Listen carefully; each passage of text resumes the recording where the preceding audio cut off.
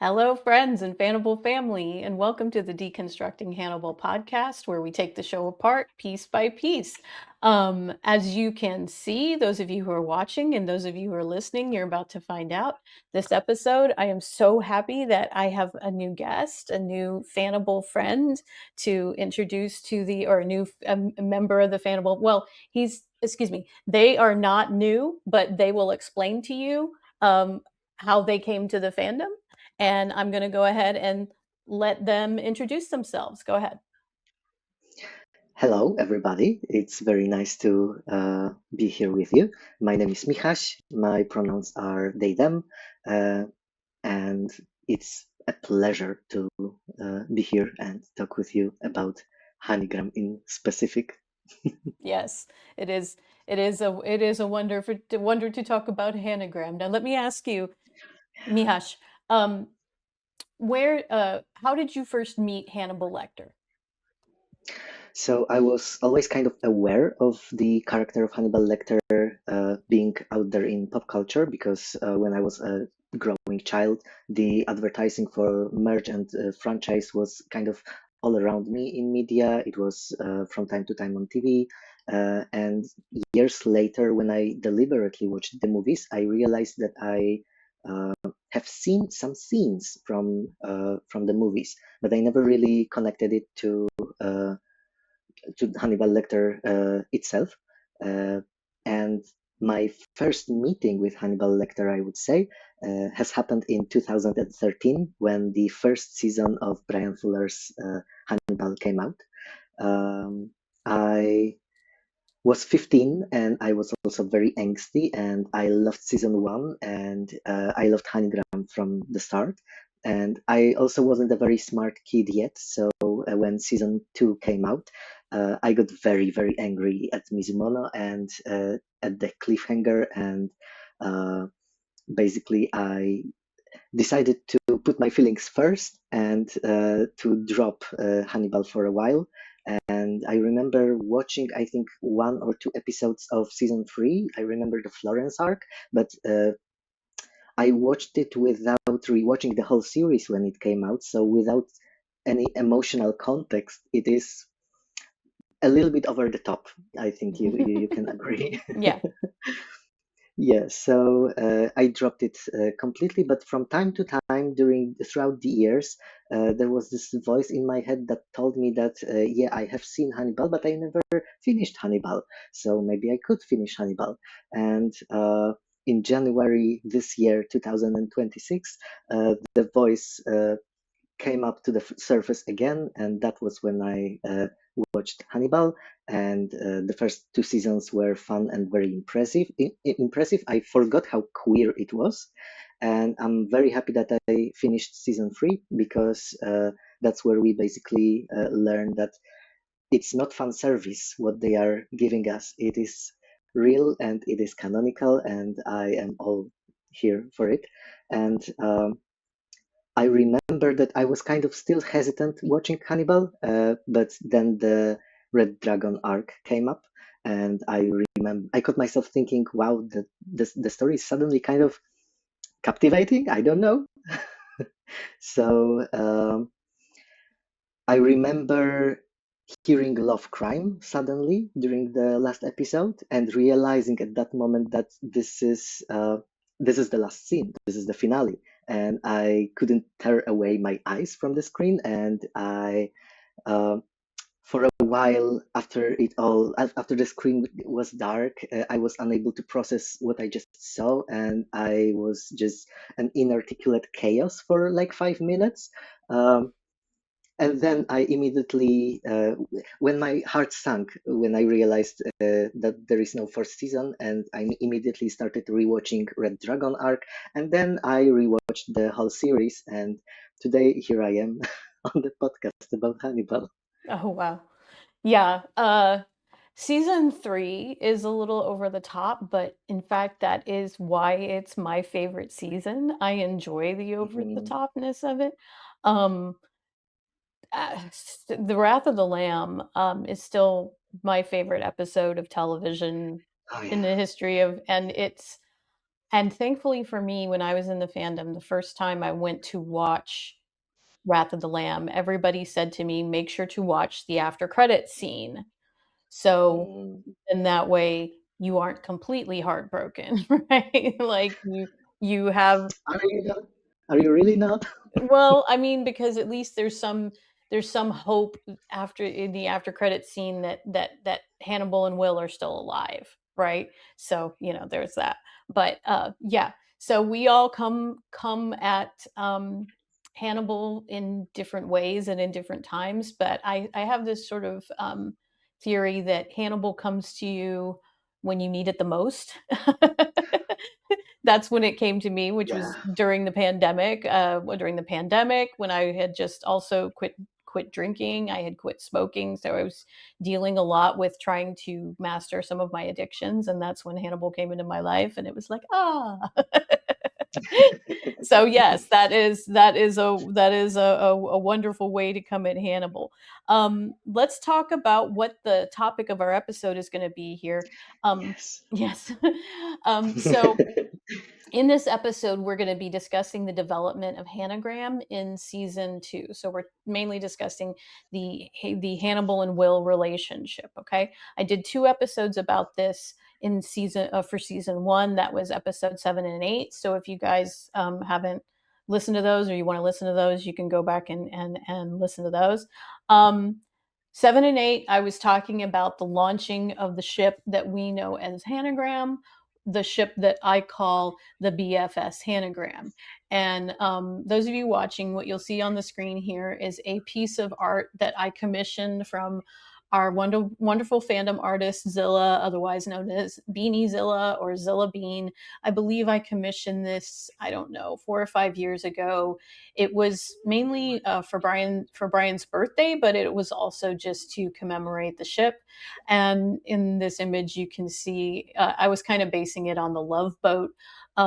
You can see there's sort of a life preserver and behind Hannibal's head it says BFS Hannigram, and it established 2013, and you have Hannibal with a knife and Will with holding a fish, and then you have Bryan Fuller in the front as sort of the captain of the ship. Okay, so one of the things I love most about Hannigram, and just like you said, Mihash, that the fact that it is a canonical ship, that it is canon. It was not queer baiting. It was not fan baiting. It was for real. Okay, so in this episode, I can't get the picture to go away. There we go.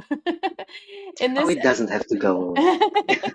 In this episode, we are going to be talking about the first 7 episodes of season 2, which I like to call season 2A. It's basically the prison arc for Will. In order to remember this, I even came up with a nice little mnemonic for myself, which was killing such hateful twats must feel yummy. Yeah, when I read it in notes, I thought I'm going to start crying because it's beautiful. It's really beautiful. The mnemonic I came up with for season 2B isn't as perfect. But anyway, so that basically stands for Kaiseki, Sakizuke, Hassun, Takiawase, Mukozuke, Furumono, and Yakamoto. Okay. The rest of the season, episodes 8 through 13, I'll be covering in the next episode after this one.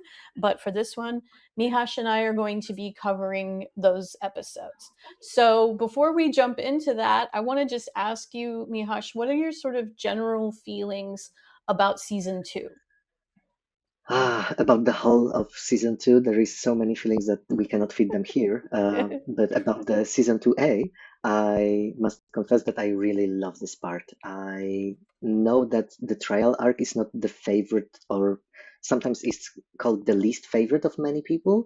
But for me, this transitional period in the story, not only for Will in the hospital, but also for the audience, from the innocent part where the audience knows, but not nobody beside that knows that Hannibal Lecter is who he is. The innocent part of that is done in the story, and now Will faces possible death charges, and the boys' relationship is on a completely new level now that Will has a revelation after revelation after revelation and has to deal with all of these things that are happening, and all of this life is still going on outside, and he will have to get out from there, and he will have to live with it, with this all. But for now, he really doesn't care about anything else besides bringing justice to Hannibal Lecter, at least till some point. So yeah, this Bryan said that this is not the arc that he's the most proud of, but as I said, it's one of my favorites, and I love this neat chaos of Hannibal's machinations and this adolescent almost turmoil that is brimming in Will Graham, and the way that he deliberately starts to tap into his anger finally. And it seems like it's his first time tapping into this anger, and sometimes he taps too too weakly, sometimes he taps too strong, and there are consequences to that, and these consequences are very, very lovely, and watching it made the way it is just such a pleasure, because all of this Bryan's symmetrical shots and the brutalistic architecture and sets that are very reminiscent of Manhunter as well. It's so lovely. It is so nice. So yeah, and when you rewatch this part of this series, beside what Will is going through, you also see what Hannibal is coming through, and how all of these shades of him are sneaking out, poking here, picking here and there, and how awkward it is for him to try and be friends with anybody. It's yeah. What are Yeah, your feelings it's about this part of the series? I love Prison Will. Like Prison Will is um sort of the first kind of time where we see him really in his power, right? And so I love Prison Will, but this part of the season is also very sort of painful and torturous for me, because I feel bad for the people around Hannibal and Will who are being misled and manipulated and things like that. So I feel bad for Ayanna, and I feel bad for Bev, and I feel bad for Jack. I feel bad for everybody who's sort of caught up in the sort of the Hannibal and Will game. And you know what I mean? There's so many people that get hurt as a result of them playing this game with each other, that by the time you get to season 3, when they fall over the cliff, you're like, yes, go be by yourself somewhere and stop hurting all these other people. Let's stop. And we'll just give the dogs to Ayanna and let her keep them, and stop playing with those poor babies' minds. Like, their daddy's here, daddy's gone, daddy's here, daddy's gone. Anyway. All right. Well, so let's jump I into. would just like to give a shout out to Applesauce that starts her career here in this arc. Yes, and I found out that the name Applesauce is a fan chosen name. I don't. That's back when Bryan was on Twitter, so I don't know if he like put up a poll or whatever. Just like the phrase "murder husbands" was a fan Mhm. made phrase. Apparently, Applesauce was a fan chosen name for the dog. So it's like, and that's one of the things I really hope for, that if we get a season 4, because I know that Bryan is so active with the fandom, that and he is the King Fannibal himself, that perhaps he will take more of the fan input and weave I'm it into the sure. show. I'm sure of it. Oh yeah, he cannot. I don't think Bryan is able to not lift something off from the fans Oh yeah, that's and put because it in his remix. that's because Yeah. he's a fan himself. That's one of the ways that he identifies as a fan first, right? Anyway, all right, let's Yes. go on to talk about the first Uh, episode. Oh, I'm sorry. Before we go on, I have to be real and check up on my cake that is in the oven still and hasn't yet baked. So can you please pause for a Yes, moment? Mija says a cake baking. So I am going to pause this, and we are going to come back in just a moment with a cake and the rest of the episode. So, okay, so we're back, and Mihash has a baked cake. So we're going to celebrate that by talking about Kaiseki. Okay. Yes. So Kaiseki is season 2, episode 1. This is the first episode since Will has been imprisoned in the BSHCI. So we're establishing sort of a new status quo for the season. Okay, so this episode is sort of that foundational type of thing. We start off with Hannibal going to visit Will in the BSHCI. As he hears Hannibal approaching the cell, Will sees the shadow of antlers on the wall. So it's sort of like giving us the idea of the stagman. And then Will hears and sees hooves as Hannibal approaches. As Will and Hannibal are talking during this scene, you can see that Will is very standoffish and cold to Hannibal. He's referring to him as Dr. Lecter again. He's not using his first name. He jabs at Hannibal about the comment about like the light of friendship won't reach us for like a million years. Hannibal is still gaslighting Will about the murders. He's still acting like he had nothing to do with it, and Will needs to accept that he's done this, etc.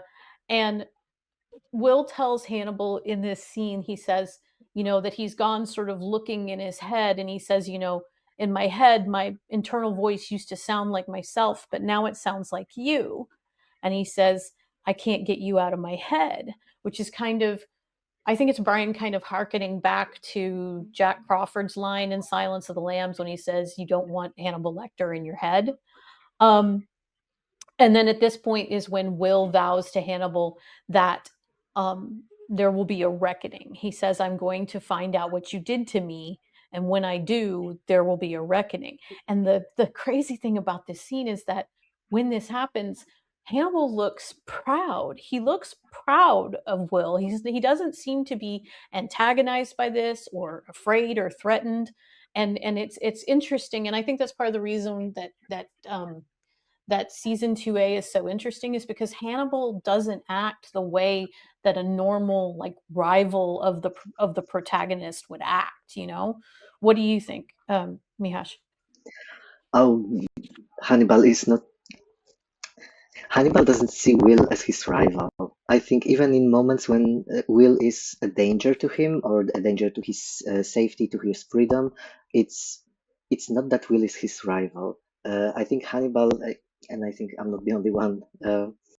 Hannibal is grooming Will into becoming his bride, and to spend life with him, possibly forever. And I think at this point, he kind of still sees Will as one of the interesting trinkets that caught his eye, but this trinket is especially shiny. So he's kind of played with it, and now he put it in a place where the trinket is going to be safe both from itself and he's going to be safe from the trinket. But he's slowly coming to terms. He has to slowly come to terms, not in this episode, but throughout the first part of the season too,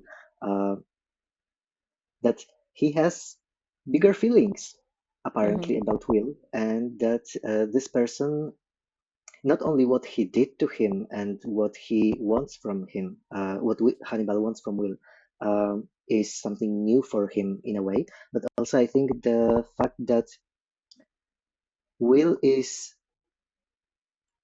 kind of against him, but still this promise of a reckoning is something that binds them with something lasting, something that is going to keep them together.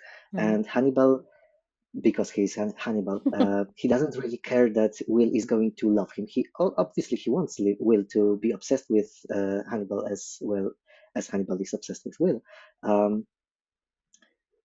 But as long as he's all that Will has in his head, it's amazing. It's wonderful because that way, Will has the opportunity to maybe uncover some of the things that Hannibal buried in his memory. I don't know if he buried them with the intention of Will finding them out, or if it's just a very nice surprise for Hannibal that wow, there is somebody who actually sees the little things in his manipulations that you can perceive and catch on to. Mm-hmm. Uh, Mm-hmm. so I think for Hannibal, it is a little bit like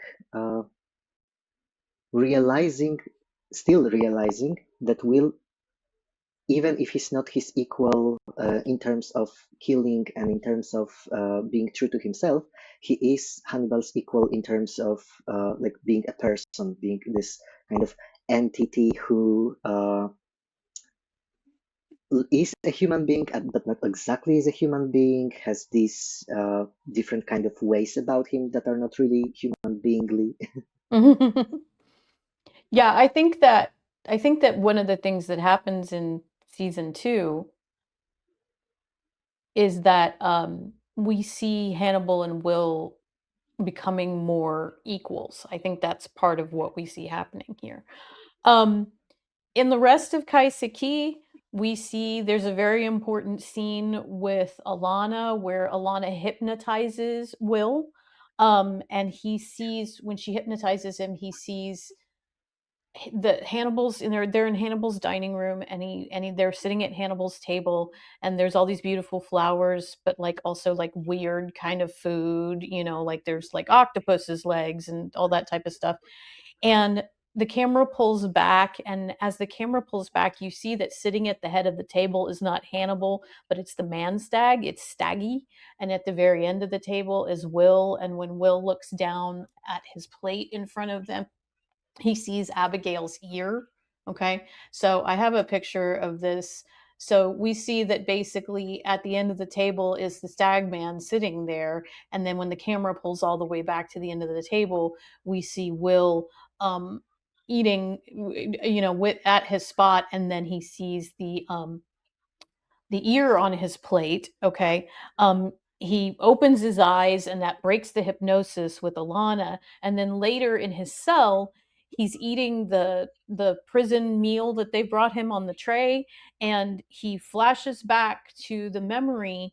He finally recovers the memory of Hannibal putting the ear down his throat, which is and and he sees the ear again, like on his cafeteria tray, right? And so he has this scene at the beginning of the episode with Hannibal sort of still gaslighting him, and him saying, I'm gonna find this information in me, right? And then he starts digging up memories, right? The first one is just sort of symbolic, it's not really a memory, it's sort of like his psyche telling him something. And then, but that brings up the ear memory, right? I think it's important in Kaiseki that Hannibal and Will only have one real scene together in this episode, which is at the beginning, the one we talked about when Hannibal comes to visit him in the prison. Um, for the rest of the episode, Will is talking to other people about Hannibal, and Hannibal is talking to other people about Will, right? And so it's kind of like you said, in that sort of adolescent manner, it's kind of very teenage angsty in this episode, because they're not really talking to each other much, but they're talking to lots of other people about each other, right? And so you can Oh see that yeah, they're both, all they're thinking about is each other, right? And so you got all this talking going on behind the scenes here. Like I said, Hannibal is still gaslighting Will, but he seems excited by the idea that Will is figuring things out. Like you said, I think, because I think that by Will figuring things out, that makes Hannibal feel like he and Will are more equals. Okay. And then we also get into this part where we see that Hannibal is starting to miss Will. You have the really, like, oh pobrecito scene where Hannibal is sitting in his office, and it's clearly Will's usual appointment time, and he's sitting in the Mhm. chair, and he's looking at where Will would normally be sitting, and he just looks sad, and you're like, Yeah. Doesn't he look pathetic? he does. Really? And it's like, Hannibal Lecter, pathetic because of Will Graham. he's like, oh, poor big bad Hannibal hurt his own feelings, right? Like, you Oh. did this to yourself. Now, I mean, to a certain extent, when you think about it, like from Hannibal's side, and you have to, and I'm sure everybody can agree that you think about it differently when you've seen it the first time versus when you see it times later. So you know, for example, that when this is happening right now, that Abigail is alive, and that part of the reason that Hannibal did what he did was in order to keep Jack and the FBI away from Abigail, to try to keep her safe until they could go somewhere else and get away from the FBI, right? So, and so I he also basically, think that another reason that sorry. no, it's great. Go ahead. Go ahead. I also think that another reason why Hannibal put Will to prison and created this whole smokescreen basically is because at some point, not in Kaiseki, but at some point, Hannibal and Jack have this conversation that it's not safe to stand by Will anymore, and this is after Will tries to after Will uses Matthew Brown, I think, right? Mm-hmm. Yeah. So this is kind of something that Hannibal prepared for, this little box for Will to have all of his big feelings, to have his tantrum, and Mm-hmm. to get through this. And then once Will is kind of past all of this and kind of, okay, I tried to kill you and you didn't die, and I am going to tell you that I am not happy that you didn't die. Suddenly, Hannibal is starting to finish up the framing of Frederick Chilton. So I think the fact that Hannibal wants to wait out Will's big emotions is maybe not on the same level as protecting Abigail, but very high on the priority list. I think that's a wonderful idea. I've never thought about it before as sort of like the BSHCI is sort of a box for Hannibal to put Will in, for him to have his big emotions. It's like he's putting Will in timeout. Um, Mhm. Basically, yeah. Basically, yeah. Okay, so that is Kaiseki. Let's talk about the next episode, which is Mhm. season 2, episode 2, which is Sakizuke. Okay. In Sakizuke, we see Mhm. Can I just add something mhm. to Kaiseki? Because there is this about this scene with Ayanna. Oh. Um I was always kind of wondering why Ayanna is shown as this kind of a little bit creepy, liquidy kind of thing. And Bryan has Mhm. said that it is supposed to represent um, the seductive, kind of sexy energy that Will sees in Ayanna. Mhm. So why is Staggy completely like that as well? Why Mhm. are the tableaus that they look at in Savuro Mhm. also black like that? Why is Ravenstag black like that, even though Ravenstag is in itself not a bad sign? Uh, so I came up with this hypothesis that this is a proof that Will is really into darkness, like very much into darkness, very much into this power, this capability, this quality in people, ability to protect themselves, to sustain themselves, to strive for survival in some kind of primal way. But there is a boundary that Will puts up uh, between when it is okay to kill people and when it is not okay to kill people. And Mhm. this boundary is not made by Will himself. This boundary is built up on the conventional morality, let's Mhm. say. Um, and I think that's also why Will feels so betrayed by Hannibal, because the medical assault on the side and the possibility of killing Abigail also on the side, Hannibal suddenly, from being this person that Will admires, Mhm. uh, he turned out to be this bad person who kills for bad reasons. Mhm. So even though he possesses this powerful value, he betrayed Will by being someone who disrespectfully walks over human lives, and also by pushing Will into crossing that boundary himself. Mm-hmm. Uh, Also, at the end of this hypnosis scene, Will doesn't tell Ayanna what he saw, Mm-hmm. and I think it might be because there is some aspect of that Will wasn't ready to acknowledge yet. This attraction that he feels towards this whole horrible dinner party that he saw, and yes, it all broke his heart in many ways, but still he feels drawn to it because this is Mm-hmm. something that is beyond his rationality. Yeah. Mm-hmm. So thank you for coming No, to mind. no, you're right. It's like it's a quote that's later in, I think it's season 3, but it's from Red Dragon, where Thomas Harris writes that Will is thinking that we make mercy and we make murder. And Mhm. no, actually, it's in this season. It's later in this season. It's in 2B, and Will makes both of those. He makes mercy and he makes murder, and his idea of mercy is that he holds on to the boundaries of, like you said, of when it's okay to kill someone, solely because those boundaries have been dictated to him by society. And Mhm.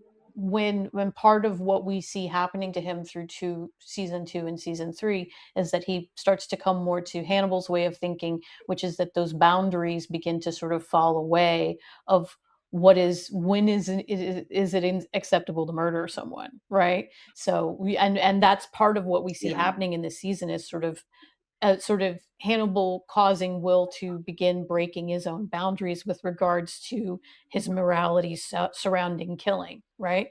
Um, which, and I agree with you about the color thing of the blackness of the Ayanna water, and then the blacked out figures in Savaro, and then later on in this season you have this thing that Ayanna says where she's sleeping and she feels like she's breathing in black water and the black water. So that's Mhm. definitely, and just remind me, because when I get down to the motifs episodes for this season, then you come back and be my guest and we'll talk about the blackness in a little Oh, bit more. if you will have me, if I don't embarrass myself later in this episode, I would No, love to come back. no, there's no way you can embarrass yourself more than I do on the regular. Anyway, okay, so let's talk about Sakizuke, okay? Yes. In Sakizuke, we see a scene with Ayanna and Hannibal visiting Will together, and they've got Will in like that diving cage. Um, Will says that he doesn't know who he is, that he's afraid of who he is. He says to Hannibal, I don't know what's worse, believing I did it or believing you did it and that you did this to me, which is clearly a lie. Mhm. He starts crying, and then he says to Hannibal, I felt so betrayed by you. All that felt real to me was the betrayal. I trusted you. I needed to trust you. This, I think he actually means. I think he means actually means that he needed to trust Hannibal, and that the betrayal is so painful to him. Um, Yeah. Hannibal says to Will, "Oh, you can trust me," and he says, "Please let me help you." Um, then the script direction indicates that Will is still heartbroken about Hannibal's betrayal, because when Hannibal says, "Let me help you," it says Will Mhm. winces, feeling the burn of wanting to believe Hannibal, and then he breaks down sobbing. The guards take him back to his cell. Once they are gone, once alone, Will's weeping ceases, and almost immediately, off, his face going cold and calculating, a a um a game is afoot. And I have a picture of this look. So when they take him Oof. into the cell, he's all sobbing and, I need your help, and, right? And the guards walk away, and he's got his hand over his face, like, and then you see him come up, and he's got these ice cold eyes. And I remember when I was watching this the first time, I was like, yes, yes, I was like, you get it, because I'm a Will Graham stan, right? So I'm like, you get it, Graham, you get it, right? So I was so happy when I saw that. I was like, okay, two can play that game, right? So he's playing this sort of like wounded creature, and he's Hmm. just not. So he's clearly lying, and Ayanna is buying it. I think Hannibal is only slightly Yeah. buying it. I think he likes the feeling of Will saying, I need you and I'll let me help you, even if it's not true. But I think Hannibal is still onto him a little bit here. I also think that Hannibal likes that Alanna is there simply as a witness, no, nothing else. There is also this a little bit uncomfortable feeling in this conversation that it looks and feels like it's happening only between Hannibal and Will, Mm-hmm. because Will is talking directly to Hannibal. I trusted you. I needed to trust you. I felt so betrayed by you. Hannibal is Mm-hmm. talking. Let us help you. Let me help you. Then Mm-hmm. uh, they just take up this space, and Alana is just standing next to them like, I'm not sure if she's buying it. I think she's not stupid. And she is smelling something bad and something fishy going on here, but she is blind for now.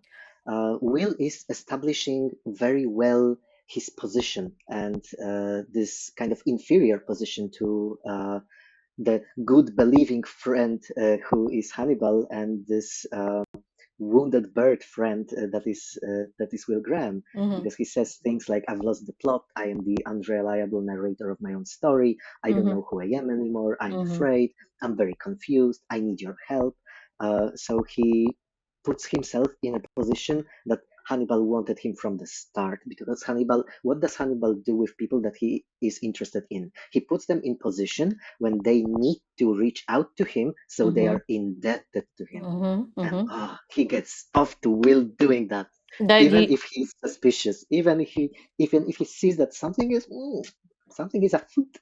That's exactly what he does. That's what he did. What Hannibal does. That's what he did to Bedelia. It's what he did to Abigail. This is what Hannibal does Mhm, when he finds you interesting and he wants you in his life more. He puts you in a difficult situation that causes you to make a bad choice that then you are dependent upon him. And that's how he isolates people to where all they have in their life is him, because they can't keep mhm, up the lie and the facade of being a guiltless person to everyone else. And so the only person they feel comfortable with is Hannibal. That's why he was with Abigail, like, you keep your I'll keep your secret and you'll keep mine, and etc.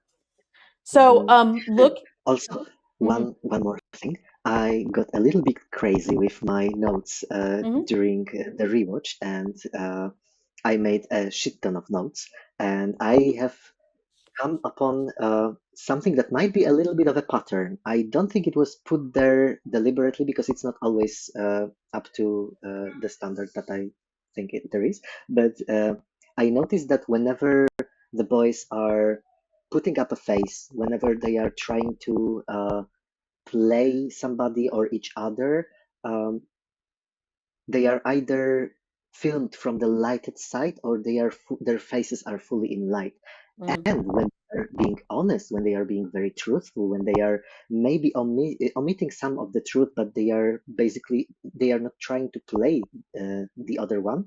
They are mostly in the shadows.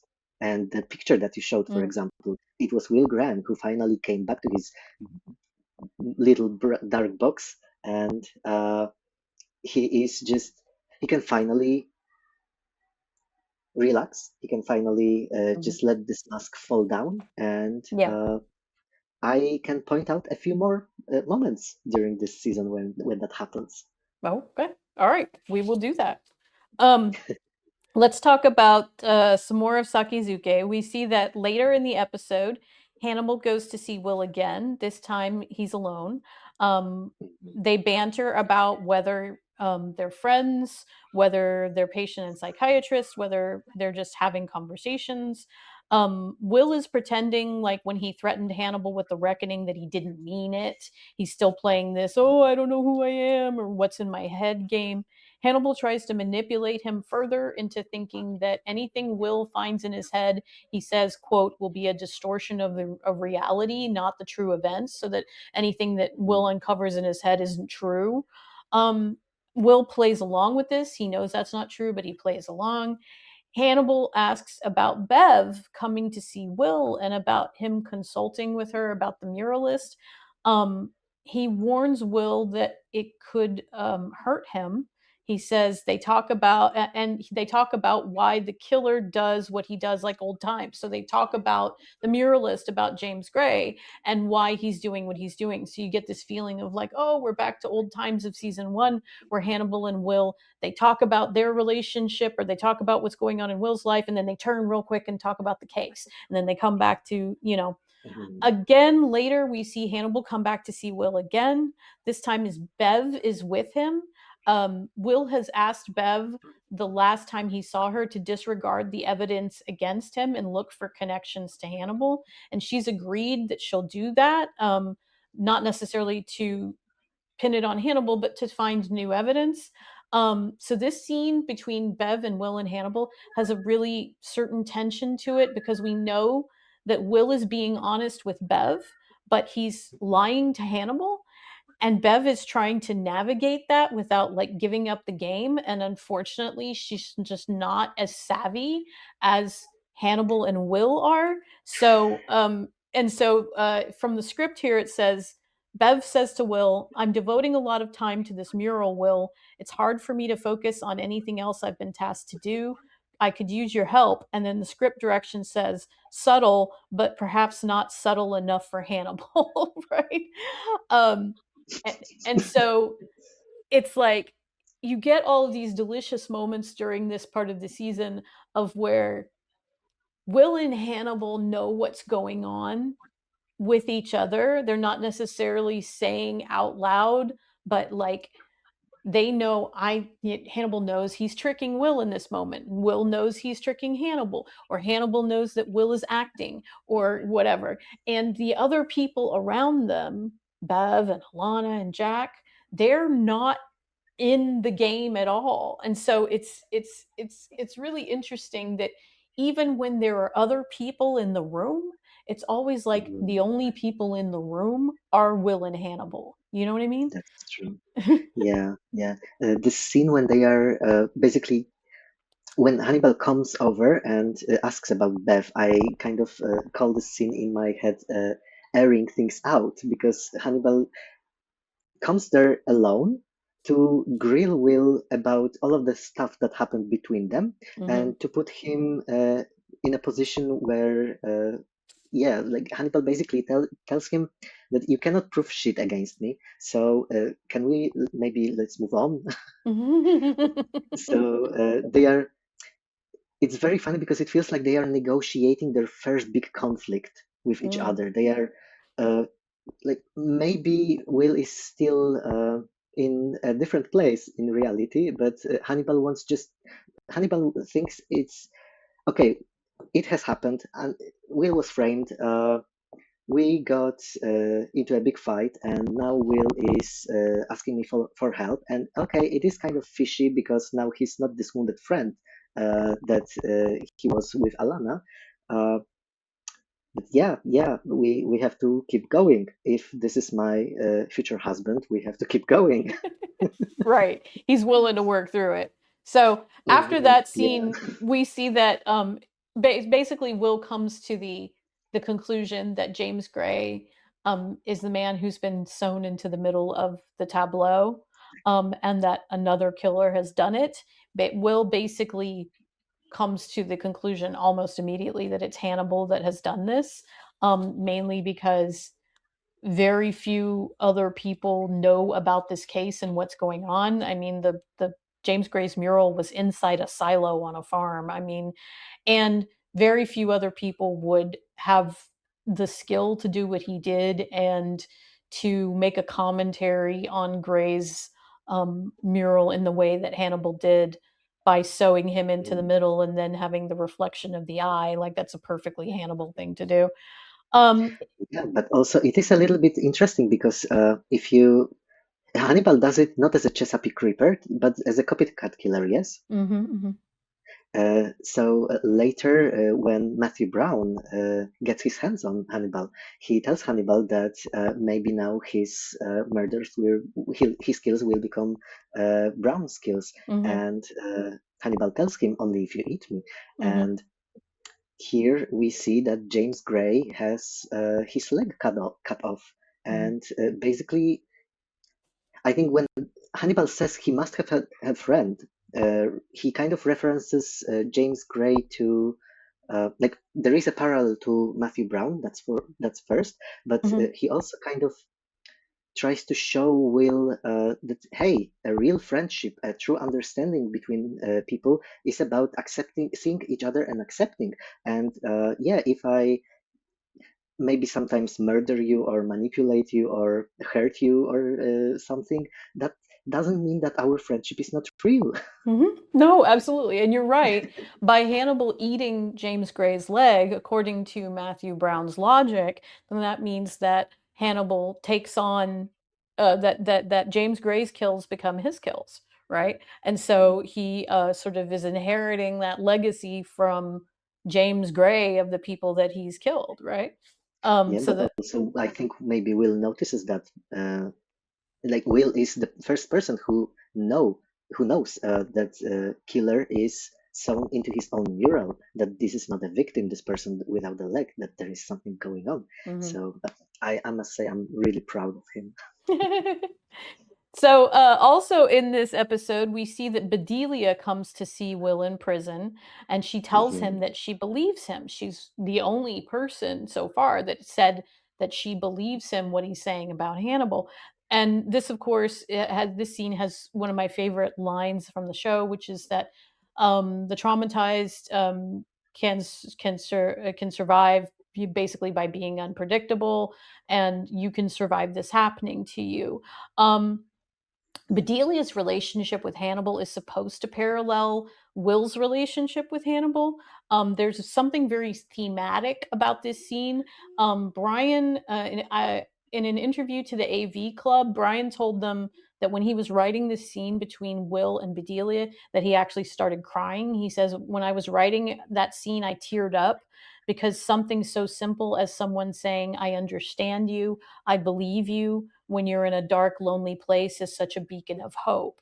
And this really ties into one of the main overarching themes of Hannibal, which is about understanding and acceptance.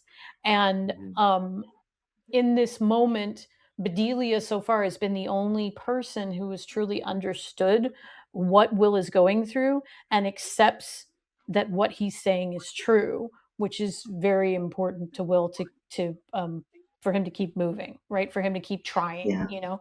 So she gives him that little splinter of hope in this moment of darkness, right? Now their yeah, the relationship splitter of changed. hope. What? Uh, Sorry, I'm No, no, just go ahead. I just constantly. didn't hear you. Yeah, this this meeting with Bedelia and Will is very interesting because this is the first meeting of the Blackbeard's wives that we see in the series, Yeah. and it's on the surface level, it's calm, it's peaceful, it's in good faith. But if you look at it closer, Bedelia is basically using the first chance that she has, with Hannibal completely distracted from her, to run away once she realizes that she is not, in fact, his equal in his eyes. Mhm. Because in the scene when Bedelia calls Hannibal out on his obsession, Mhm. the whole scene ends with Hannibal telling Bedelia that she doesn't know what he's capable of. Mhm. And this is Hannibal putting her in her place, telling her that, yeah, okay, you want to play with me, but you are nowhere near my level. You don't even see me. You cannot see me, and you will not see me. So you better shut up and don't tell me what to do with my little sweet baby Gran. Mhm. No, you're right. That scene is I love the way that Mads can all of a sudden just go absolutely cold and frightening. And that scene when he said when she says, "Well, Jack Crawford doesn't know what you're capable of," and he says, "Neither do you." It's like, "Oh no!" And you see her in that scene, she like swallows. You can see her throat go up and down because she was like, "Ugh."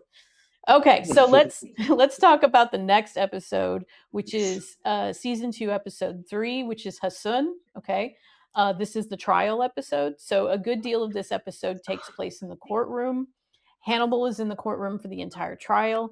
The scene at the beginning where both Will and Hannibal are getting ready and they're both putting on suits, and we see Hannibal in his fancy house and Will in prison. It continues the theme and the motif that we have in the series of mirrors. Okay, they're mirroring each other. Okay, and it increases the But do tension. they? Yeah, the script even says this. The script says, Mm. intercut the two men dressing. We always see Will straight on and Hannibal only through the glass of the mirror in a reverse angle as if he were Will's reflection. Have So you noticed that's that even in the indicated in. courtroom? Mhm. Have you noticed that in the courtroom, Hannibal actually wears different clothes than the Mhm, ones that are in the scene?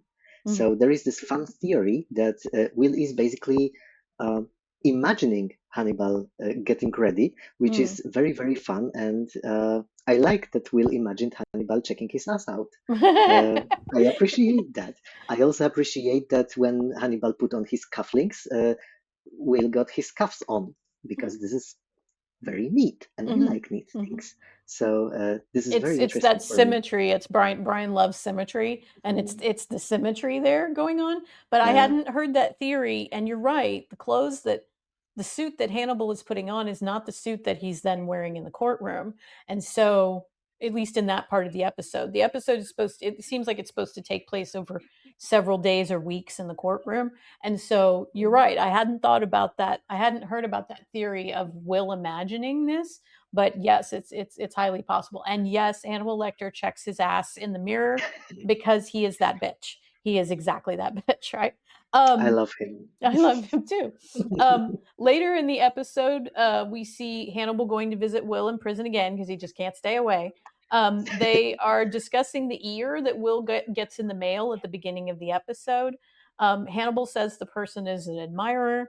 Hannibal tells Will that he's beginning to question whether or not Will killed all those girls, which is ridiculous because Hannibal knows that he did it.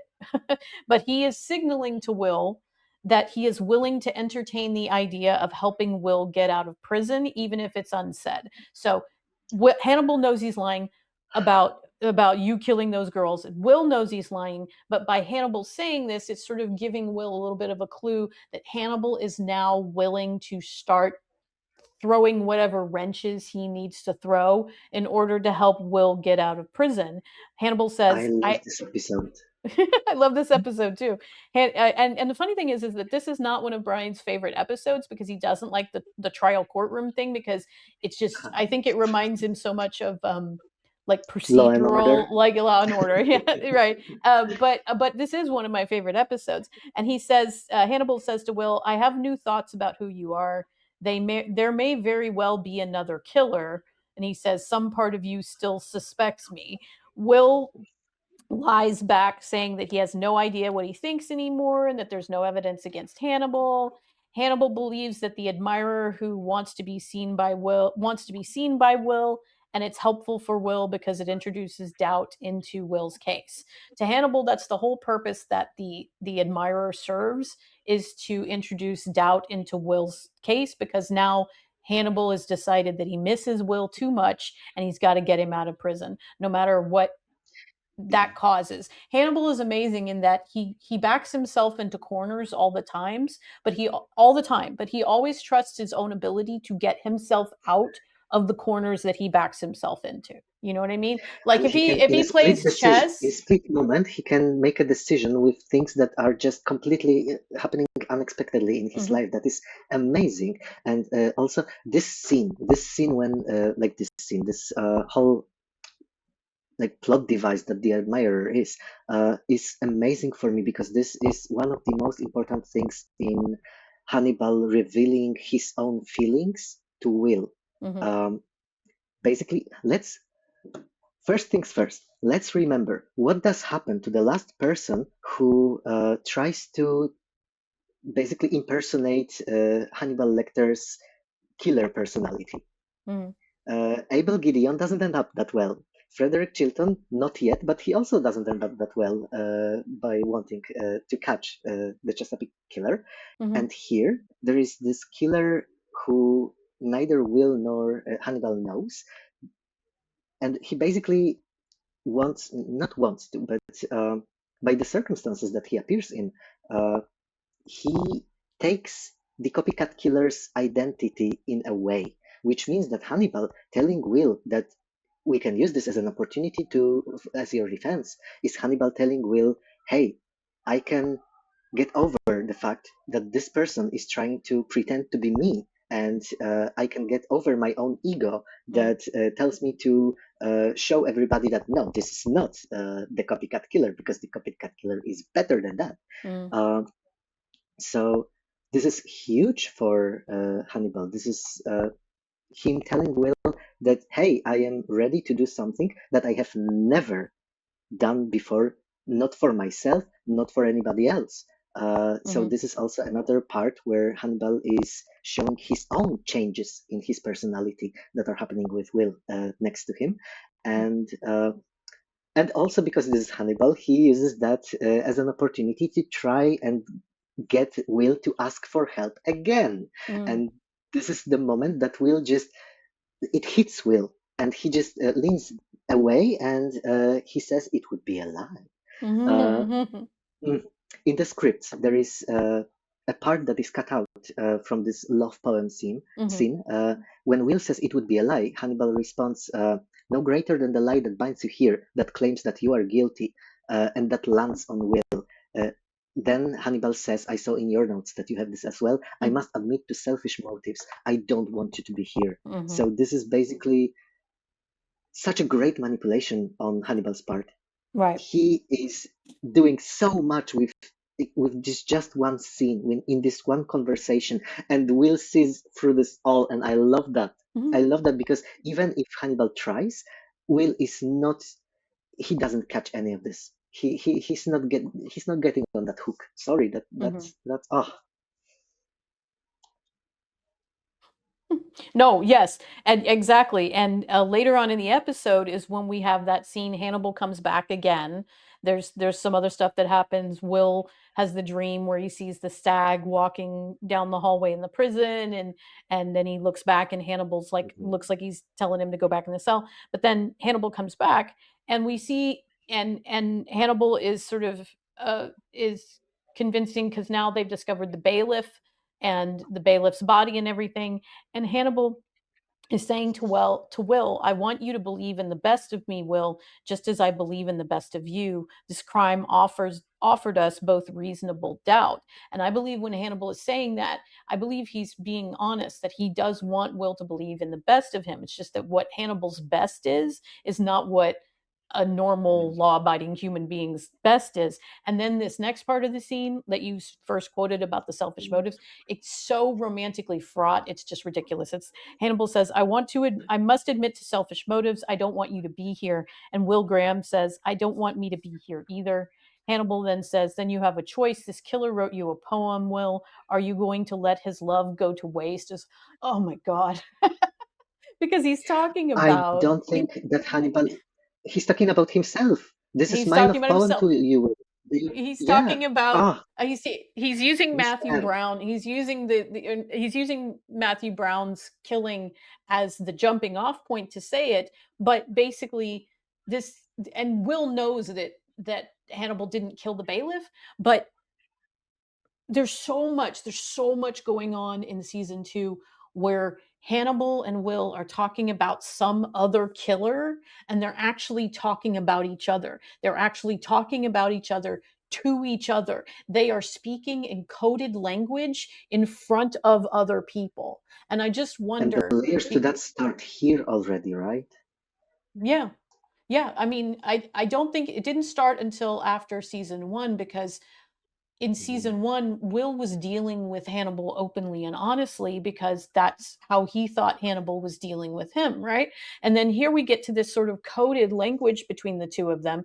And I'm starting to wonder, based on, if you've never seen Bryan's documentary, that series that he did for Shudder called Queer for Fear, he's talking about how a lot of queer characters and queer plots and queer dialogue was sort of hidden and kind of coded, like Alfred Hitchcock's Rope and things like that. And it's interesting to me that then we see Hannibal and Will sort of having this sort of this conversation with each other in this sort of coded language that the other people around them are not picking up on. And it's very much like that sort of queer coded language that was in films of the past that the straight audience wasn't picking up on. Do you see what I'm saying? And so they're Yeah. having that same sort of conversation.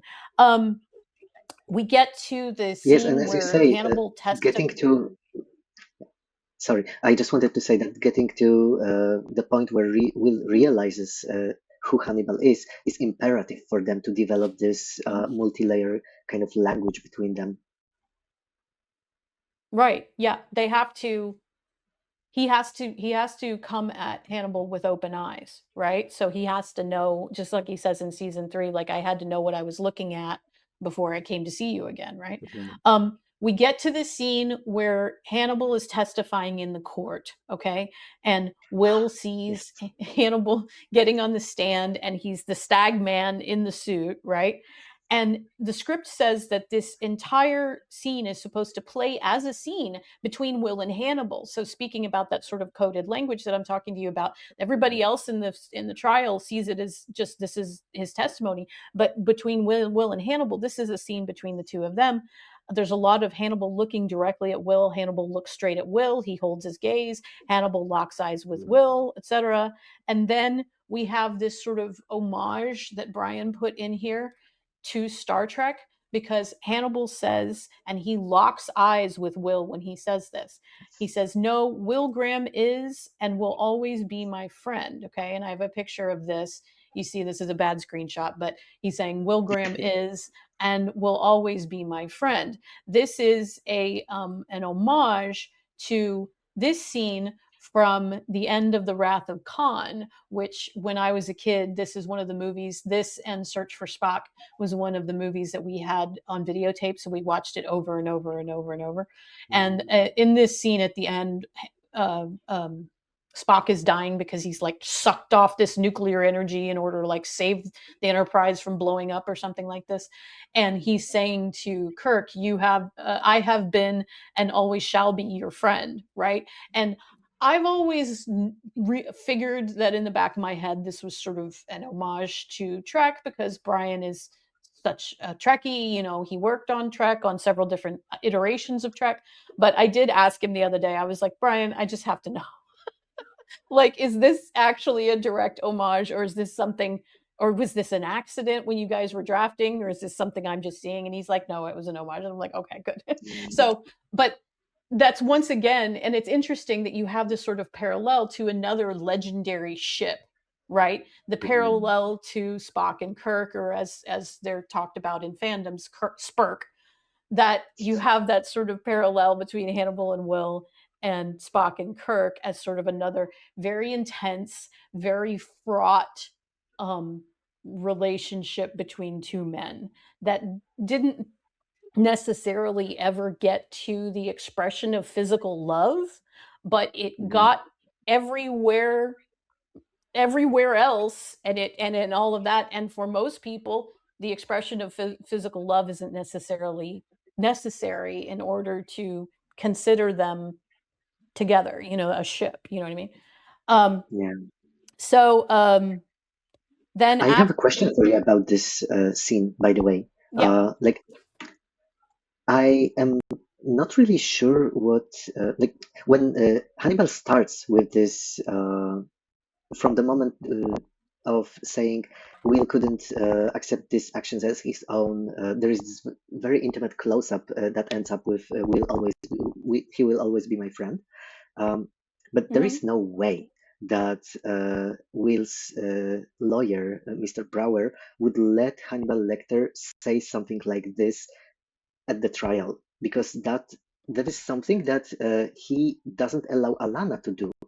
He doesn't allow her to get personal with this, because Mhm. this is something that Miss Vega will use against the whole case, and this is something that she does in the end.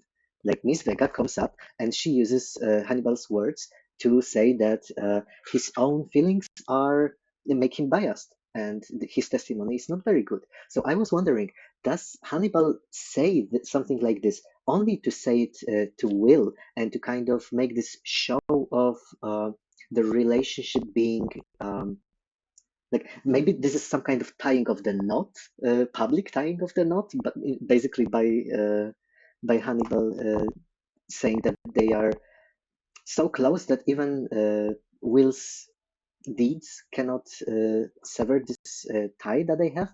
Hmm. And also, does Hannibal do this so he can, so the judge has to dismiss it, and so he can kill the judge and leave a message for Will, uh, Hmm. and so that there is a mistrial?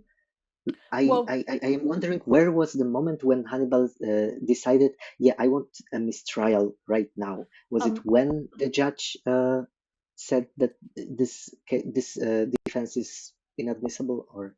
Well, this is my thoughts about those two questions. First off, I think the reason that Hannibal says this thing about Will is, will always be my friend or whatever is because I don't believe he was testifying for the defense. I believe he was testifying for the prosecution because he was there to testify about Will's state of mind while he was consulting for Jack. So Leonard Brower, Will's attorney, couldn't stop Hannibal from saying this. So he didn't do testimony prep and whatever for Hannibal. I think that that's the reason. And I would assume that in any sort of piece of this that we didn't see, that perhaps Leonard Brower did some sort of redirect where he challenged this question.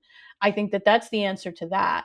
With regards to I believe that Hannibal is bringing up the fact, because in this moment, he's bringing up the fact that the murder of the bailiff um, has lots of characteristics similar to the murders that Will is accused of, because he's trying to have there be have a mistrial declared, and it's when the judge in this scene, the judge says he's ruling out this defense. He says that the defense can't present this defense of like that there are similarities and that basically there could be another killer.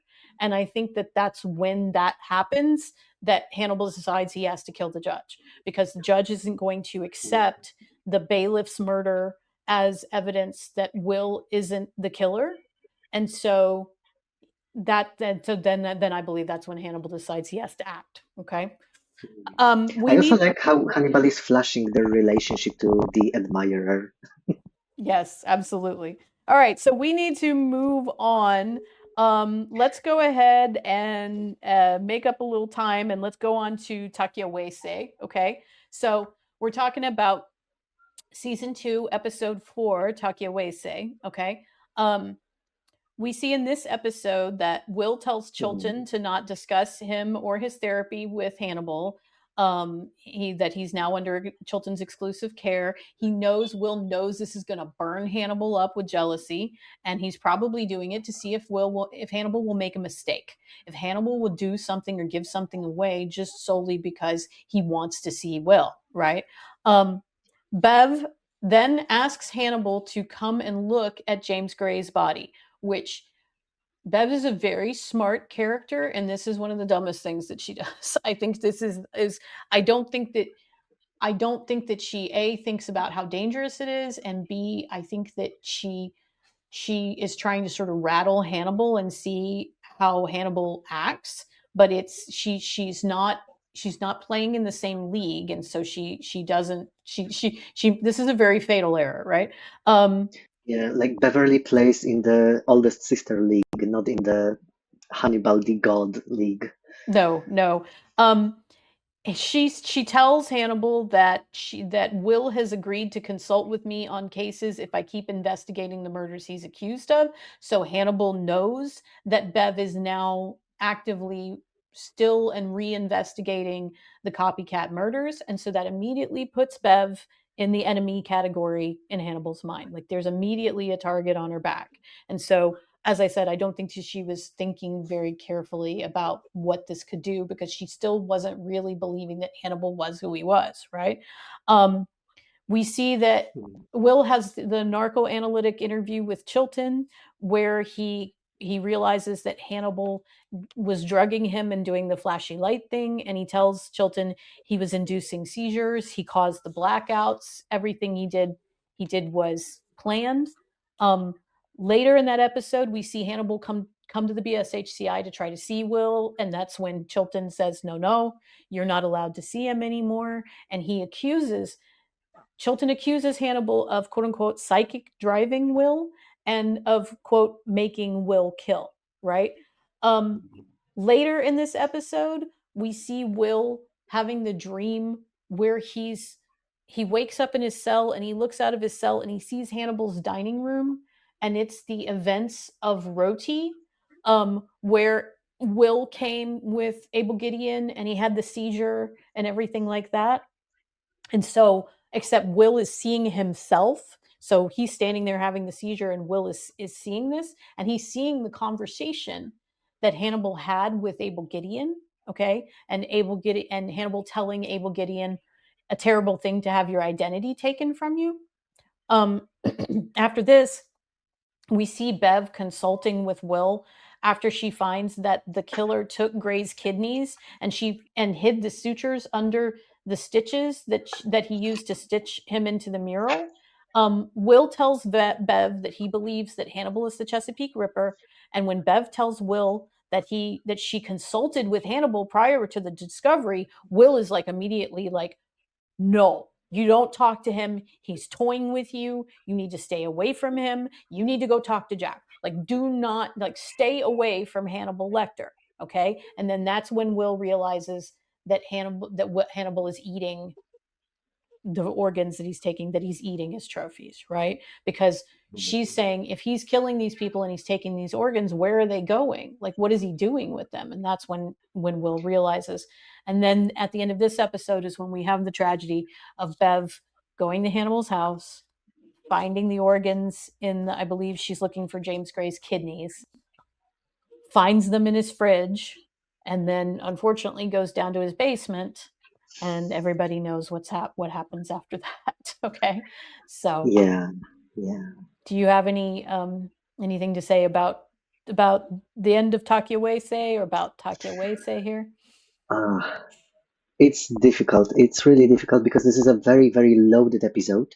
Mm-hmm. So it's kind of difficult to choose what parts of it are Hannigram enough to fit because I can talk days and days Mm-hmm. about this. So this is very, very, I am kind of waiting for Mukozuke, Okay. because this is the part that I really, really enjoy so much. But what I wanted to say and what I wanted to add is that when Will is kind of trying to seduce children, which is not a very difficult job to do, he is also trying to do it with his face lit up. Sorry, my cat is kind of making I an I appearance. lock mine out of the room while I'm recording because otherwise they'd be all over me. Anyway, go on. Uh, and also when Will is trying to get able to confess, to think about what he should do, because this is this is a very difficult situation to get out of in terms of, like, later Will tells him that he has this expiration date on him. Mm-hmm. Um, Will is also sitting with his profile to Abel, and Mm-hmm. only when he wants Abel to start talking about how he was there with Will at Hannibal's kitchen. Um, this is the moment that Will suddenly turns to Abel, and his whole face is lit up. He is totally playing Abel, and he clocks Will out immediately. This is the moment when Abel asks, "Am I your evidence?" And I love that. Yes, this is, Because yeah. Will is trying his own powers on other people, uh, and they work on Chilton. They don't really work on Abel. They work incredibly well on Hannibal. Mm-hmm. Well, so So, you say you're so waiting for Mukozuke, so let's go on to Mukozuke. Um, yes, we see in Mukozuke that Freddie Lowndes discovers the tableau of Bev in the observatory. Um, Jack sees the tableau in the observatory. He brings Will to see it. When Will is looking at the tableau, the script says that he sees the Wendigo man stag moving as if stalking him, sliding behind the panels. So this is the first time, well, this isn't the first time, but this is more of the continuation of sort of the stag man representing Hannibal, representing the, sort of the wild Hannibal. Um, Gideon tells Will about the Chesapeake Ripper. He says he is the devil, Mr. Graham. He's smoke. You'll never catch the Ripper. He won't be caught. If you want him, you have to kill him. Will says, fair enough. This is more evidence of sort of the acting decision that Mads made in order to play Hannibal like Lucifer. Um, and then we get to the point where we see Will asking Matthew Brown to kill Hannibal. Okay. Matthew ambushes Hannibal at the pool. Um, he then strings him up in the sort of crucifixion pose. And for those of you listening, I've put up the picture of Mads with the noose around his neck and his arms up. I think it's tied to like a mop. I think it's tied to like a mop stick. Like you unscrew the mop part, because that's probably what the bucket is the mop bucket. And standing on the bucket and all the blood from where his wrists have been cut, etc. And as this is happening, Matthew reveals that Will sent him to do this. And Hannibal says, he asked you to do this. And even with a noose around his neck in this scene, Hannibal sounds a little surprised. Then we see that because they've been tipped off to where he is by Abel Gideon, or that he's the target, we see Jack and Ayanna burst in and they save Hannibal. Okay. Now, in this episode, Hannibal almost dies. Okay. And Bryan said something very important about why they chose to have Will make this decision, because this is a big character leap for Will to try to kill Hannibal, right? And Bryan told the AV Club, he says, I think what's cool about it is that you see him, meaning Hannibal, vulnerable. It's the first time that we've really seen Hannibal that vulnerable. Even in the movie Hannibal, when he's taken by the Sards and he's tracked over to Mason Verger's pig farm, there's an imperiousness to him where you don't ever think he's going to be fed to the pigs. But in this instance, we wanted Hannibal to maintain his dignity on one hand and then also be really impressed with Will. Like, attaboy, that's the spirit. Is kind of the attitude that Hannibal has with Will in this instance. And he's enough of a grown-up in terms of his being aware of what he's wrought in this world with his actions. I think he figures he had it coming. The thing that does surprise him is that Will had it in him to take action, right? And so we have this sort of like dual thing going on here of like Hannibal's surprised and he's obviously not happy about almost being killed, but he does seem once again very proud of Will. What do you think? I think that Hannibal is totally into the fact that Will sent a killer after him, because that is direct proof that this is all Will thinks about Hannibal, which is exactly what Hannibal likes. I really, really like this episode. This is my favorite episode of this whole part of this whole arc. Matthew Brown, I like how his character is kind of like a rehearsed version of Hannibal later, because Will is trying to get him to do his bidding, and it's not very difficult to get him to do his bidding. But also, it's not like Matthew Brown is completely naive and just, he's not absurdly in love with Will as Hannibal is, which is which makes it interesting with this hawk talk that they have. Yeah. Because they are both basically flirting with each other. But Matthew Brown tells him that, yeah, like, this is fun what I'm doing, it's fun what you are doing. If you would like, then maybe I could have some space in my life to host you after you are done with this episode in your life. This is when Matthew Brown tells him that, yeah, like, they would never know the that you were in something like this. And this is also the moment when Will is in this Will crosses this boundary. Mm.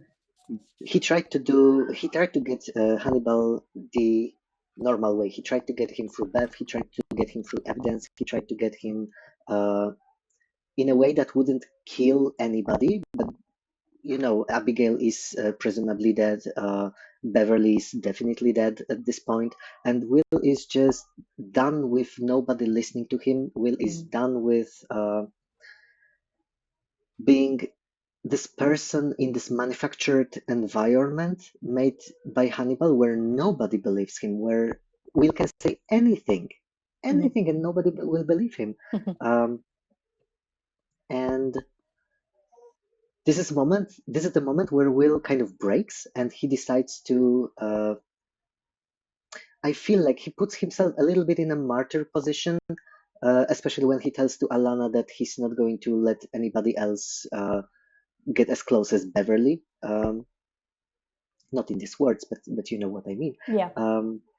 And this is the moment where Will decides to sacrifice himself and his own morality and all of these things that he was standing by all this time, just to get his anger out and show Hannibal that, yeah, you know what, two can play this game.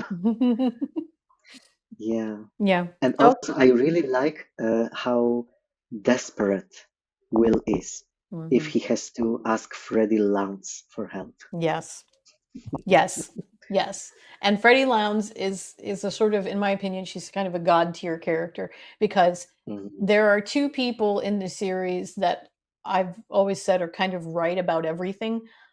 One of them, it takes her a while to get to being right, but once she's right, she's right. But the person who's right about everything, like from the very beginning, is Freddie Lounds. Like nobody's getting anything over on her. She thinks Will is a killer. She thinks Hannibal is a killer. She knows good and goddamn well that Abigail was helping her father with luring in that. Like you can't get anything past her. Like she is a fabulous judge of character. Like she can read people. You know what I mean? And I love that Bryan gave her much more of a character than she was in the Hannibal books, in Red Dragon and in Silence of the Lambs. Just that she was more. Excuse me, she wasn't in Silence of the Lambs. She was killed in Red Dragon. In Red Dragon. Anyway, okay, let's go on to Fudamono. Let's talk about Fudamono. Fudamono is season 2, episode 6. In this, we see Jack and Ayanna are both very upset and disappointed about Will attempting to kill Hannibal. Jack comes and confronts Will about it, and Will is just very evasive and catty about it. He's saying, "Nothing I said made that happen, Jack. It just happened." Okay.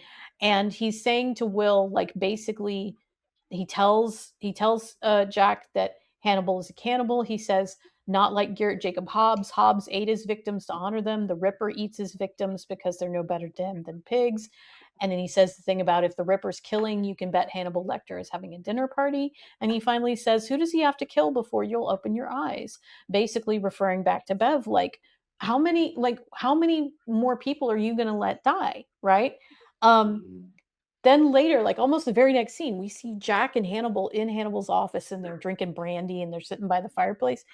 And Hannibal is saying to Jack the thing that you said earlier about, I can't help Will. I can't trust him. He's in a dark place where the shadows move and it's not safe to stand with him anymore. I don't believe that Hannibal really means this, especially this whole thing about him saying that he has to let Will go. I think his feelings are hurt to a certain extent that Will tried to kill him, but I also think that he now realizes that for his and Will's relationship to go to the next level that he wants it to go to, he's got to act the way someone would actually act in this circumstance, which is that he's got to act all upset and that he's going to pull himself away from Will. He couldn't do what he wants to do, which is probably to lean in more with his relationship with Will, because then everybody would be like, this makes no sense. Hannibal is wanting to talk to Will more and be around Will more after him trying to kill him, right? And you see later in season 2 when, or maybe it might have been 3, when Chilton says this is like foreplay for them, right? Um, Hmm. Later, we see Ayanna and Ayanna and Jack walking through the woods. They're walking the dogs, and Ayanna says that she can't trust Will anymore. This is a really heartbreaking thing for her because she's one of the people who's been Will's champion and has believed in the best of Will since the very, very beginning of the show. And she says, I look at these dogs and I see the best of Will, but he's lying, he's manipulating, he's playing a game, and he's not scared, not anymore. That's what makes him dangerous. Okay. We see Hannibal come to visit Will again, and at this point, this is when Hannibal gets he gets to where he's very threatening. He's threatening and he's very scary because he says to Will, um, "You understand the reality of Beverly Katz's death. You understand your role in that. Beverly died at your behest. You're as angry with yourself as you are with whoever murdered her." And Will's like, "No, I am only angry at the person who murdered her." Um, and then they have this discussion about control, and Hannibal says, I don't expect you to feel self loathing or regret or shame. You knew what you were doing and you made your own decisions, decisions that were under your control. And Will says, you think I'm in control? And Hannibal replies, I think you're more in control now than you've ever been. And that's 100% true. And then Hannibal says, when he's leaving, I'll give you Ayanna Bloom your best.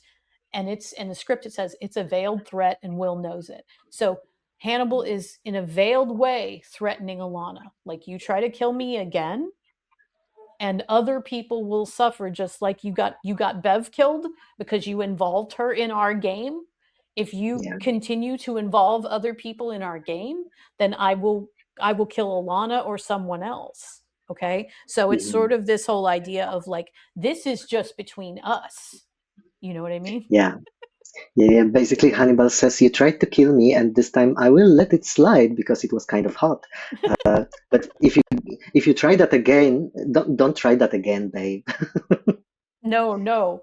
And then we have in this, I have to point out that this is where we have the dinner party, and Jack comes to take the food to go and have it tested to see if it's people. And Hannibal's, of course, too smart, and there's no people meat at the. But I just want to point out, I have to point out in this picture that I'm showing, for those of you that are seeing this, for those of you that are listening, I had to show Hannibal in his purple velvet smoking jacket and his ascot because this is one of the hottest moments for Hannibal Lecter in the show. Mads looks impeccable in this, and I love the fact that in the show, with regards to his clothing, Hannibal does not lean away from velvet. This is like the third velvet suit or suit jacket he wears in the show, and he's leaning hard into that purple velvet and that ascot, and he just looks. Oh. Oh yeah, yeah. I agree with you absolutely. Yes, this is just a treat for the eyes.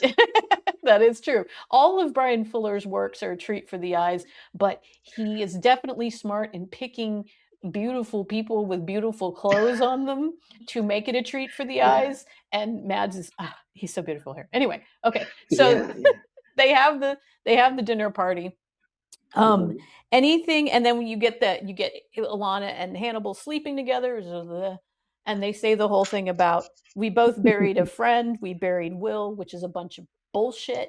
And then this very important thing happens at the end of the episode, which is that Hannibal, while he knocks Ayanna out, we can see that he's drugged her with something in her wine, and he goes to the hospital and he kidnaps Abel Gideon. And when he does, he leaves the guard who was guarding Abel Gideon because he was under arrest while he was in the hospital. Um, Hmm. the guard has all these like fish hooks in his back that are holding him up, and there are lures in the fish hooks. And in the lures is all this evidence that proves that Will didn't kill any of these people because it's all from people that were after Will was in prison, right? And so it once again throws more doubt into what is going on with Will. um what do you have to say about Fudamono, Mihash? It's a very interesting episode. Like The fragment that you talked about with Ayanna and Hannibal in bed talking about burying a friend, it is basically a double conversation that Hannibal has with Ayanna, but also kind of with just himself, because yeah, he has to bury a friend, he has to bury Will in his little cell, especially now that Will tried to kill him, but only because Mhm. this cell is kind of almost like a chrysalis that Will is at in. This is the moment that Will has to turn gooey and goopy and rebuild himself from the start before he emerges. Mhm. Uh, Mhm. so I I am surprised by how cocky Hannibal is, considering he started this whole arc with suspicions and doubts whether or not Will can really let go and move past the hurt this fast. Mhm. Like, it surprises me how Hannibal doesn't see basically Will trying to goad him and then pulling away, and then trying to goad him again and pulling away. Mhm. And Hannibal should see that. He's just, as Bedelia said, he is so in love with Will that he's stupid. Yes, as we see in season 2, we see Hannibal fall deeper and deeper in love with Will. And I submit to you that after Will tries to kill him, he falls even deeper in love because it's like, because in his mind, I think that is one of the things that brings them both up to equal. Is Yeah. because in season 1, Hannibal almost got Will killed several times by Tobias, by not Randall. There was someone else. Several times he almost got Will killed, right? And so I think that the murder attempt actually makes Hannibal fall in love with him more, right? Because they're alike, right? Mhm. Real Yeah. quick, let's talk about Yakemono. Yakemono is Ah, where we see Will released, finally released from prison. Jack, this is after Jack has found Miriam in Hannibal's kill barn. Jack takes Will to see where he found Miriam. He says to Jack, he didn't bring Miriam here to kill her. He brought her here for you to find. He says, somewhere in all this evidence, you'll find something that leads you away from Hannibal Lecter. Will and his dogs are reunited. We see earlier in the episode that Will shows up at Hannibal's house to try to, I think he's just trying to mess with him. I don't think he's really going to kill him. I think he's just trying to put Hannibal on guard. And Hannibal yeah. eventually gets Will to go away by saying, if I'm the Ripper and you kill me, who will answer your questions? Don't you want to know how it ends? Um, and then we see the last scene where Hannibal shows up at Hannibal's office again. Ah, And the script says that there's a knock at Hannibal's door. He opens it up and it says he opens to find Will Graham. Will has cut his hair shorter and neater. Everything about him seems focused. Will comes in and says, I have to deal with you and my feelings about you. I think it's best if I do that directly. And then it says that Will Graham says, I'd like to resume my therapy. They sit down in their same places, facing each other. Hannibal says, where shall we begin? And then the script says that the corners of Will's mouth are threatening to curl up, like Will's about to smile. Okay. It's important that Will shows up here in what we in the fandom call the Salmon Shirt of Seduction. this is the same shirt that he had while he was sleeping on the couch in Abigail's hospital Mhm. when Alana was reading her a book, but then it wasn't ironed. Exactly. The thing about this is that we see how easy it is to get Hannibal Lecter is that he ironed his shirt and he put some gel in his hair, right? I'm Yeah. sure he didn't even put Yeah. on better cologne. Now, Oh no, no, absolutely. He's keeping the same one. Otherwise, we would know. right. It's now it helps if you look like Hugh Dancy, obviously, right? And he's got here also, if you look at those of you that are listening, we're looking at the picture of Will in his salmon shirt of seduction standing in Hannibal's office, sort of looking up at the ceiling. He's got what we also call in the fandom here the murder curl, which is the little curl of hair that Hugh Dancy often gets when he because his hair is kind of naturally curly, naturally wavy. And so we call this is the salmon shirt of seduction, this is the murder curl. And Yeah. the thing about this episode is that throughout this episode, there's all these sorts of things happening, and you feel kind of like everything is dancing around what the viewer wants, which is that we want to see Hannibal and Will reunited. We want to see them together again. And I have to say that this scene definitely delivers on what you want, because when this scene was over, I remember the first time that I was like, yes, yes, yes, yes, yes, yes. Like, I was like, back together at last. And I was so excited at like how much more fucked up this was all gonna get. You know what I mean? Oh, yes, yes, How yes, did you feel definitely. about Yakumono, about the ending of Yakumono? Considering that we are running a little bit short on time, maybe I will focus on the two most important scenes, which is the kitchen scene Okay. and the back to therapy scene. Um, so Mhm. the kitchen scene is very important for me because a this is this whole scene is Will playing from start to finish. There is Mhm. not an ounce of Will really coming there to kill Hannibal Lecter. And first, I can say that because even though Will kind of emerges from the shadows, his face is completely lit all the time. And as I said, this is a sign that they are playing each other. Right. Um, Secondly, Hannibal is not even trying to be subtle about his manipulations, and Will is not calling him out on that. And if Mhm. Will was real about killing him, he would call him out on that, I would Right. say. Um, Also, the moment that he puts the gun in front of Hannibal's face, it's a very, very intense moment, and it's a very nice moment. Yeah, Will And looks super hot there. I didn't even show a picture of that, but Will looks so hot there.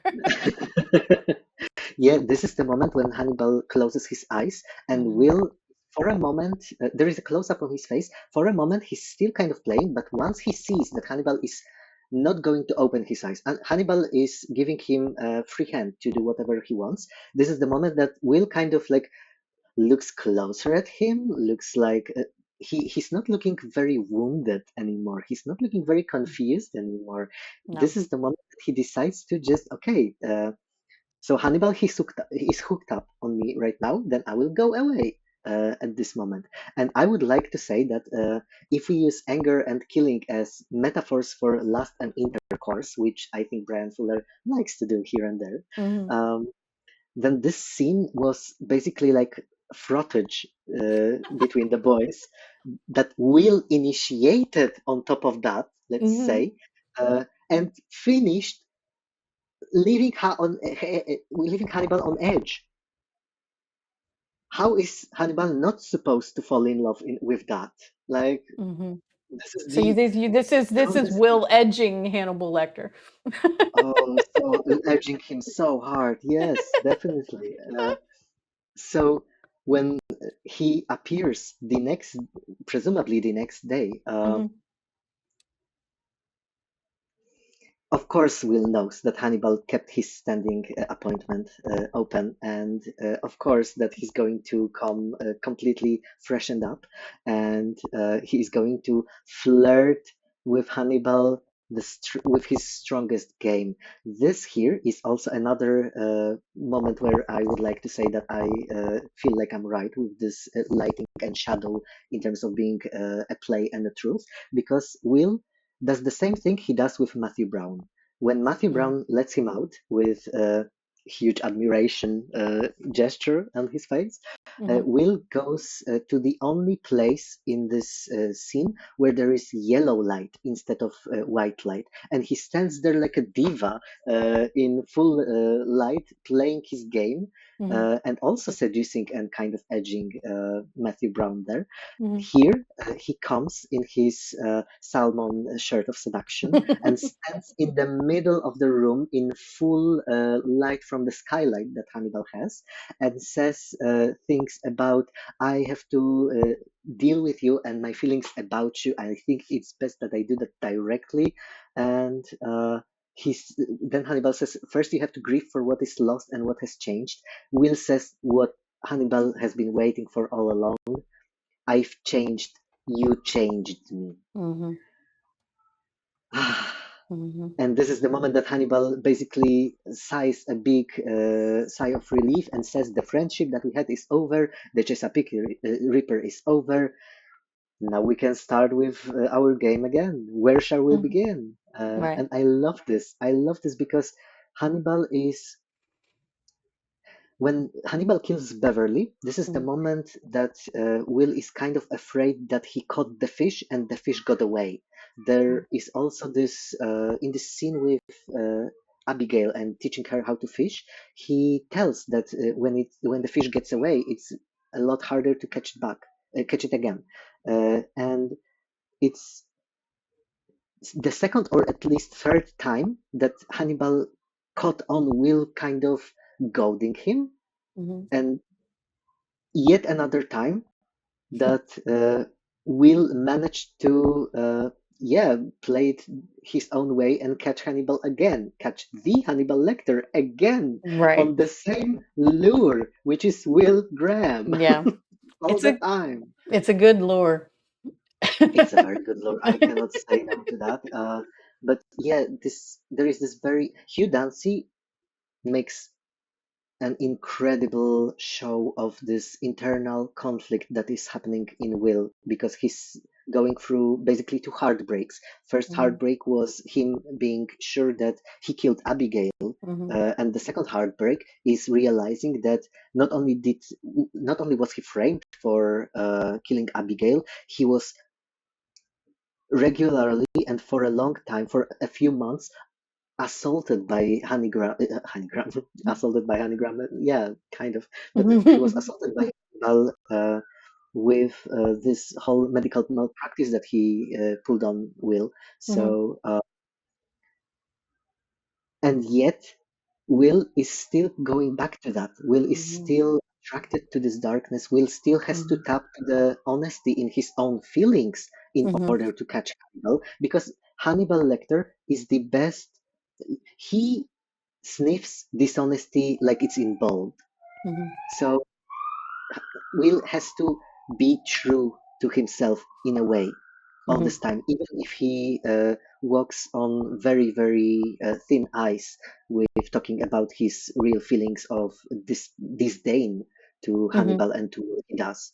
Uh, and Hannibal, on the other hand, he's continuing his best summer of his life, basically. Uh, he has these moments where he has to kind of wait out, and he misses Will, and he is this. Oh, I would like this situation to finally end. I want Will back in my chair. I want to play with him some more. And then he Mhm. kind of realizes that not only is Will a lot more on his own level Mhm. uh, than he thought. Will is also playing him. Will is ready to.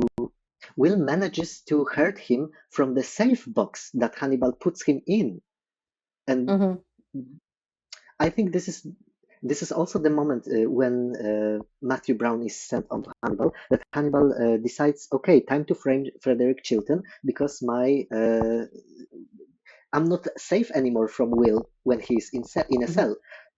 So why keep him there? I can have him dangerous to me in my chair in my office. Yeah. Yeah, that's more fun. That's more fun. That's way, I yeah. think he finally decides that's more fun.